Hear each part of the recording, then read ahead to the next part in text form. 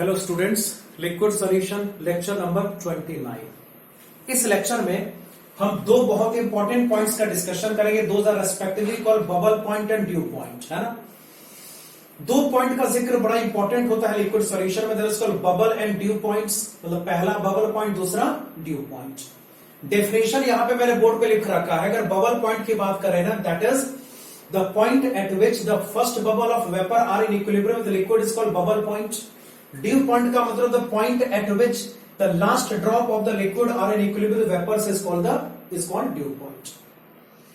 ये दो पॉइंट है जो कि बहुत ज्यादा इंपॉर्टेंट है। इसका कंप्लीट इलेबोरेशन जरूरी है, इससे क्वेश्चन एग्जाम में पूछा जाता है।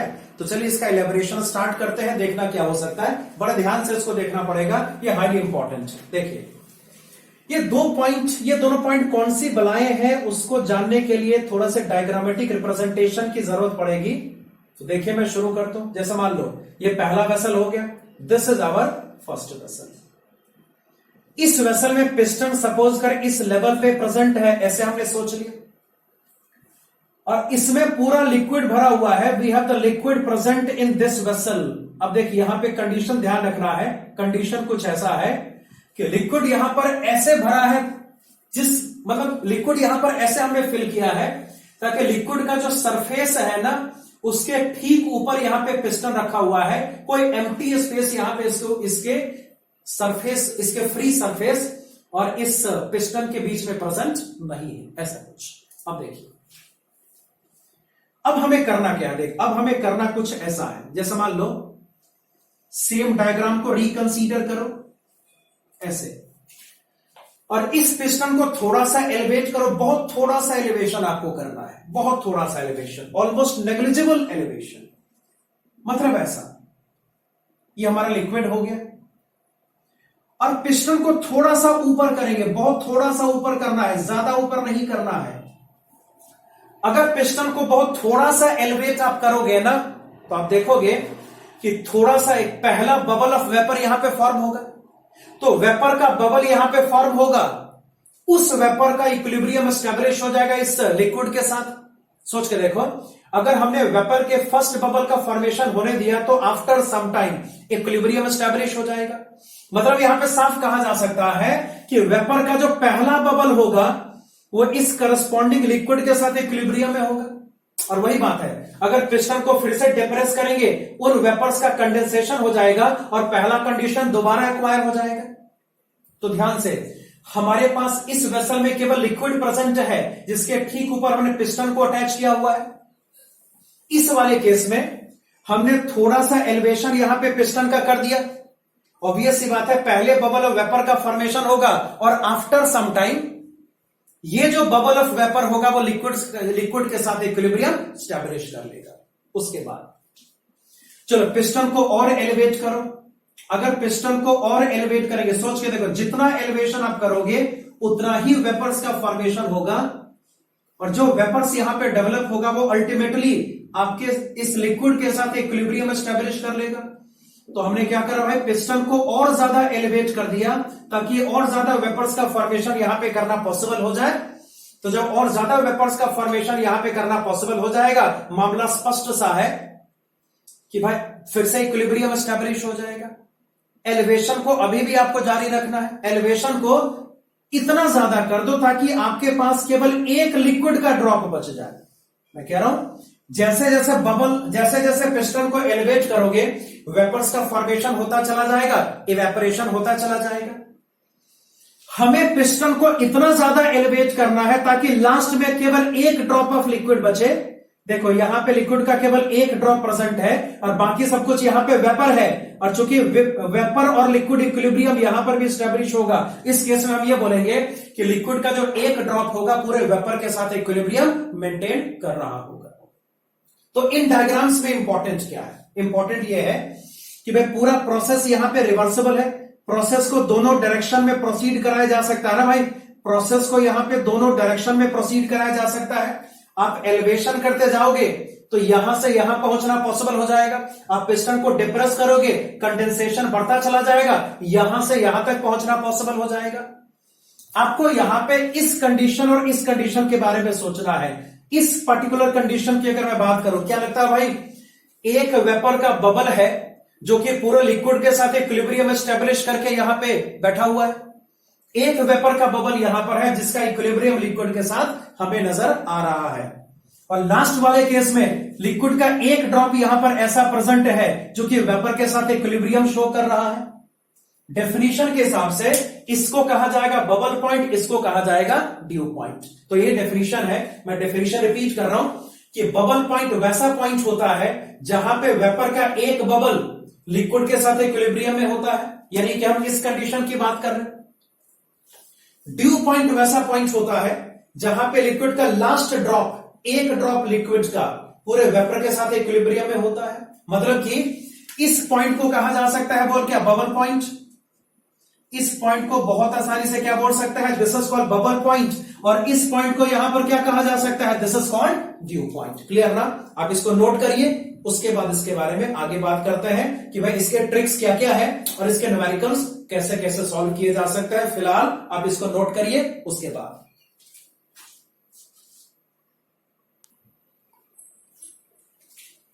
अब आइए उन ट्रिक्स के बारे में सोचते हैं जो कि आपको इस कॉन्सेप्ट पे अप्लाई करना है। So the trick is, trick को पहले यहां से समझो। देखो, हमने एक सॉल्यूशन सपोज करो यहां पे जूम कर लिया। अगर इस सॉल्यूशन को हम बबल पॉइंट पे ले जाएंगे तो ऑब्वियस सी बात है छोटा सा जो पार्ट ऑफ सॉल्यूशन होगा वही तो वेपर में कन्वर्ट होगा। मतलब ये कहा जा सकता है कि सॉल्यूशन के मास में नेग्लिजिबल लॉस होगा ना भाई, थोड़ा सा एक ड्रॉप ऑफ सॉल्यूशन वेपर में कन्वर्ट होके वेपर के पहले बबल का फॉर्मेशन करेगा और वो बबल आपके फाइनल सॉल्यूशन के साथ इक्विलिब्रियम स्टैब्लिश कर लेगा। अब सोच कर देखो, अगर ऐसा होता है तो प्रैक्टिकली माना जा सकता है कि इस वाले पॉइंट पे जो लिक्विड सॉल्यूशन का कंपोजिशन होगा वो बिल्कुल पेरेंट सॉल्यूशन के जैसा ही होगा, इसमें कोई शक की बात नहीं। अंडरस्टूड है ना? कि सोचो अगर सॉल्यूशन का एक ड्रॉप बबल में कन्वर्ट हो भी जाता है उससे सॉल्यूशन को फर्क पड़ेगा? पड़ेगा ना, के बराबर पड़ेगा। तो कहने का मतलब ऐसा है कि अगर मामला बबल पॉइंट का स्टैब्लिश होता है तो हम बड़ी आसानी से कह सकते हैं कि जो रिजल्टिंग सॉल्यूशन का कंपोजिशन होगा वो पेरेंट सॉल्यूशन के जैसा ही हो जाएगा। जरा ड्यू पॉइंट की बात करें, क्या लगता है? जब ड्यू पॉइंट पे हम आते हैं तो हमें यह फील होता है ना कि पूरा का पूरा सॉल्यूशन वेपोराइज हो गया एक ड्रॉप ऑफ सॉल्यूशन को छोड़ के। मतलब इस कॉन्टेक्स्ट में साफ कहा जा सकता है ना, लगभग पूरा सॉल्यूशन वेपोराइज हो रहा है। मतलब यहां पे साफ बोल सकते हैं कि इस केस में जो वेपर का कंपोजिशन होगा वो पेरेंट सॉल्यूशन के जैसा हो जाएगा। सोच कर देखो, मैं रिपीट कर रहा हूं, एक ड्रॉप को छोड़ के बाकी सारा सॉल्यूशन वेपोराइज हो गया और इक्विलिब्रियम एस्टैब्लिश हो गया। इक्विलिब्रियम का मतलब याद है, rate of evaporation is equal to rate of condensation. तो लगभग पूरा सॉल्यूशन यहां पे वेपोराइज हो गया एक ड्रॉप को छोड़ के ना, तो प्रैक्टिकली कहा जा सकता है कि इस केस में जो सॉल्यूशन का कंपोजिशन होगा, इस केस में जो लिक्विड का कंपोजिशन होगा वो ड्यू पॉइंट पे वेपर के कंपोजिशन के जैसा हो जाएगा। इसमें कोई शक की बात नहीं, ऐसा हो सकता है। तो वही ट्रिक्स यहां पे मैंने स्टैब्लिश करे हैं कि अगर बबल पॉइंट की बात आती है ना तो लिक्विड का जो कंपोजिशन होगा पेरेंट सॉल्यूशन के जैसे अप्रोक्सीमेटली हो जाएगा। और अगर यहां पे ड्यू पॉइंट की बात करेंगे तो जो वेपर का कंपोजिशन होगा पेरेंट लिक्विड सॉल्यूशन के जैसा हो जाएगा। मैं रिपीट कर रहा हूं, अगर इस सिचुएशन से यहां पर जाओगे तो लिक्विड कंपोजिशन को कोई ज्यादा फर्क नहीं पड़ेगा।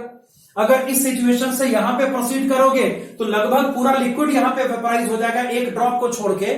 मतलब जो यहां पे लिक्विड सॉल्यूशन का कंपोजिशन है वही यहां पे वेपर का भी कंपोजिशन है। इन ट्रिक्स को अप्लाई करके न्यूमेरिकल्स को सॉल्व किया जाता है। तो ठीक है, आप इसको नोट करें, इसके बाद जो न्यूमेरिकल इसका सीआरक्यू में दिया हुआ है उसका डिस्कशन स्टार्ट करते हैं। फिलहाल इसको नोट करिए।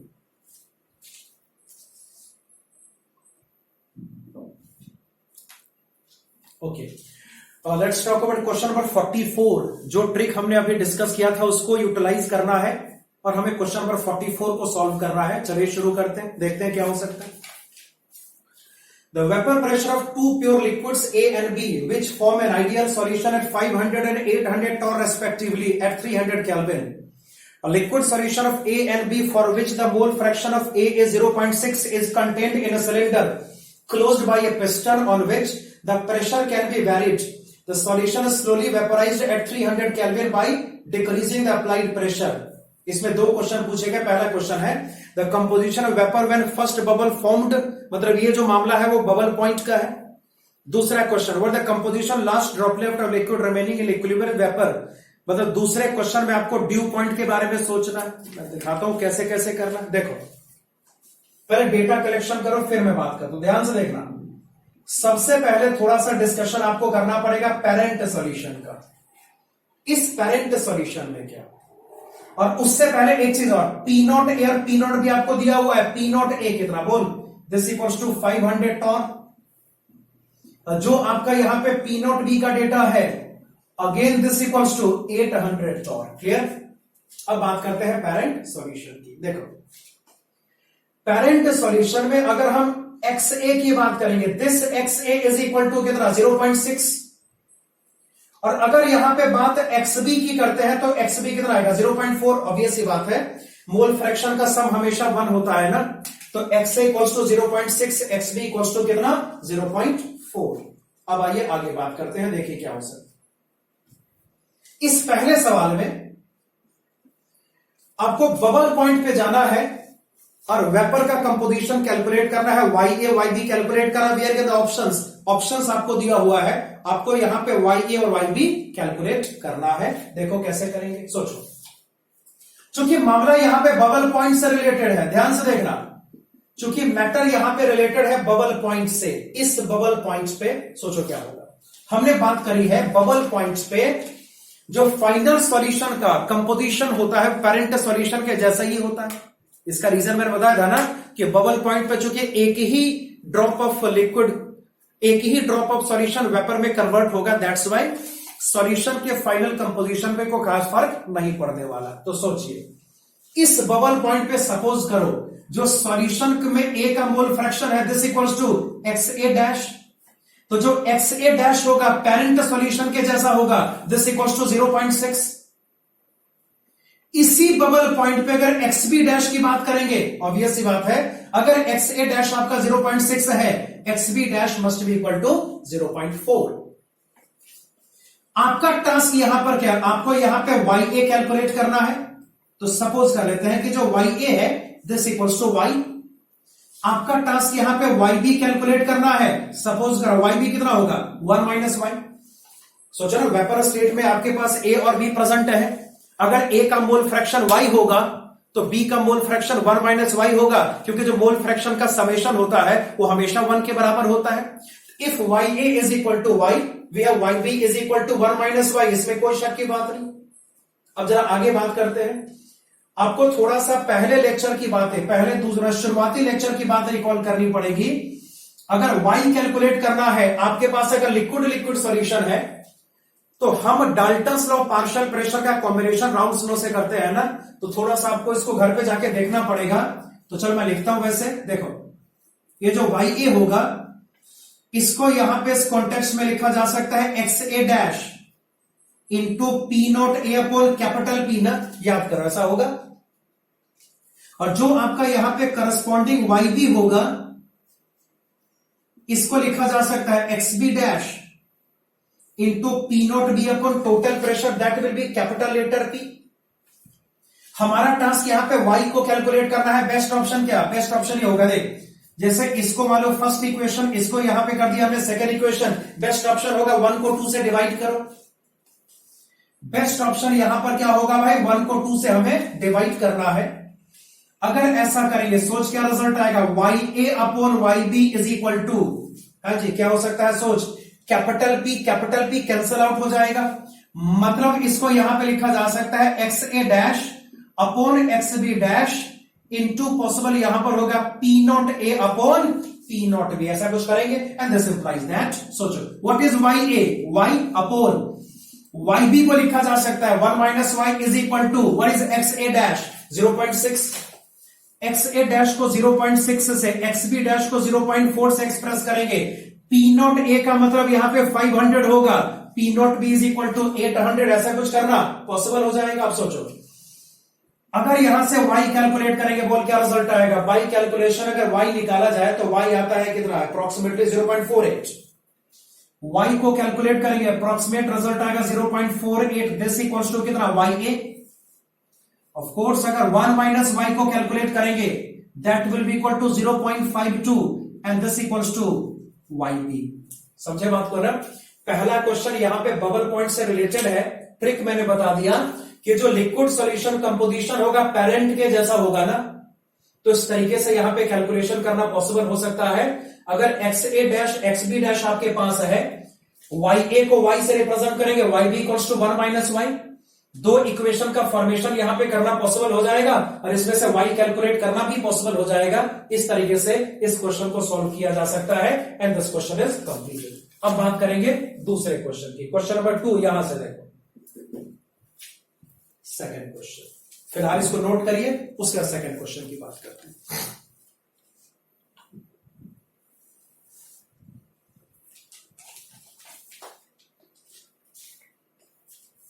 What is the composition of last droplet of liquid remaining in equilibrium with vapor?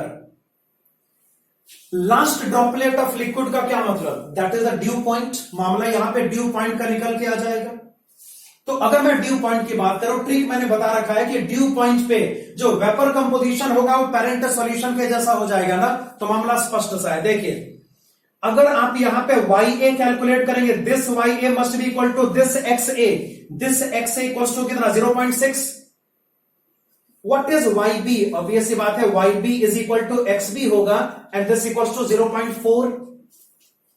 आपको यहां पे लिक्विड ड्रॉपलेट का कंपोजिशन कैलकुलेट करना है, तो कैसे करेंगे सोचो।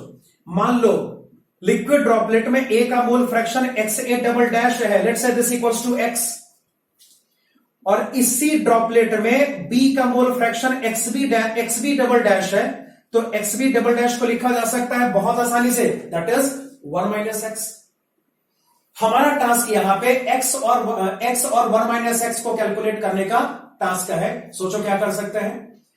तो सोचना YA और XA को रिलेट करना है, तो आपको समझो डाल्टन्स लॉ को राउल्ट्स लॉ से रिलेट करना है, तो आंसर आएगा। वही कुछ करेंगे, देखते हैं क्या हो सकता है। हाँ जी, YA into total pressure equals to, इस बार हो सकता है XA double dash multiplied by P not A ना, ऐसा कुछ करेंगे।